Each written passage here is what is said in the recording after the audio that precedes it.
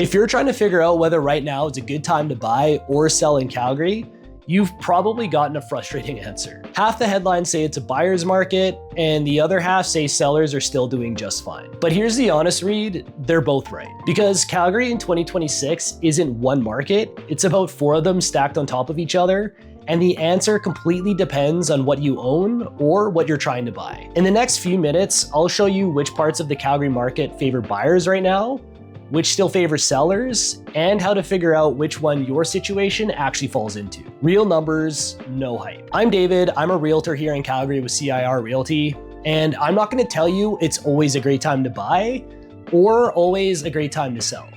Every agent says that, and it's useless. I'd rather just walk you through what the data actually says, the same way I'd explain it to a friend at my kitchen table. Let's start with the number you'll see in the news. As of the figures that just came out for May 2026, the typical home in Calgary, what we call the benchmark price, sits around $570,000. And that's down about 3% from a year ago, but actually up a little since January. Sales have slowed, down roughly 16% from last year, and there are more homes for sale.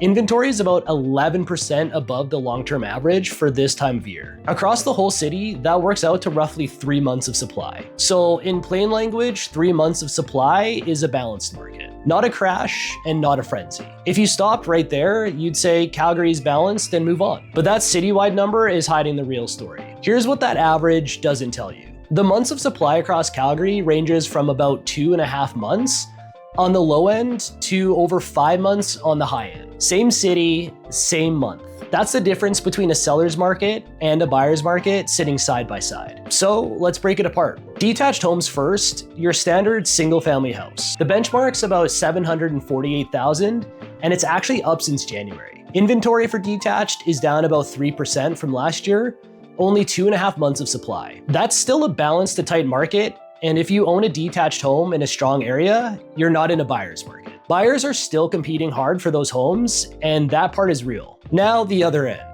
Apartment condos, the benchmark's around 300,000, and that's down 9% from a year ago. There's over 5 months of supply, and condo sales are down almost 28% year over date.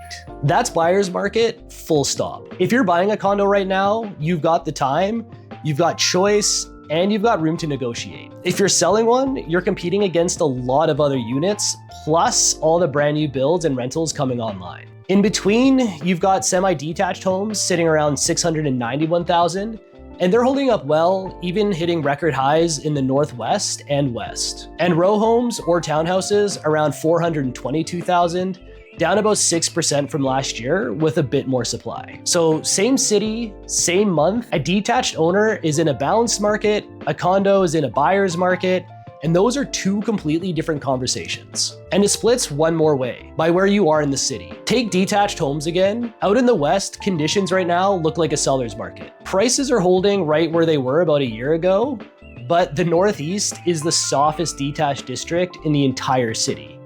And prices are down about 7%. Same type of house, opposite market, depending on the quadrant. It's even sharper on the condo and townhouse side. In the Northeast, the North, and the East, condo prices are down double digits from last year.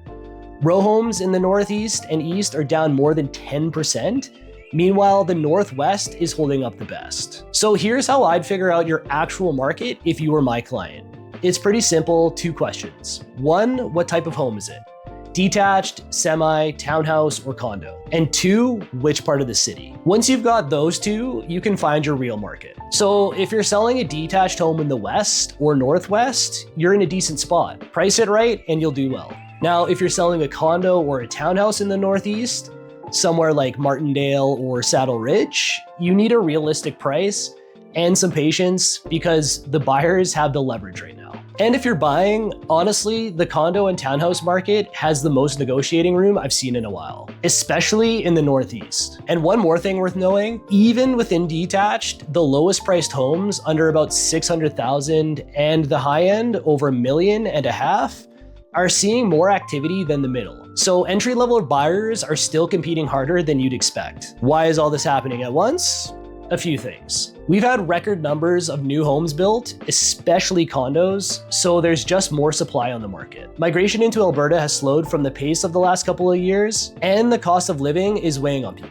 CREB's chief economist put it plainly, more supply, slower demand. That hits the condo market hardest and the detached market the least. So next time you see a headline that says Calgary's a buyer's market or seller's market, the honest answer is, it depends on what you own and where it is. There's no single Calgary market, there are several, and they're moving in different directions. If you want to know which one your specific home or your specific search actually falls into, that's the kind of thing I do all day. I'm happy to run the real numbers for your block, no pressure, no obligation. And you can reach me through calgaryrealestatehomes.ca, or you can send me a DM, and those are always open. Links in the description. And if you found this useful, subscribe. I do one of these market reads about every month, so you can keep up with how things are going and actually moving.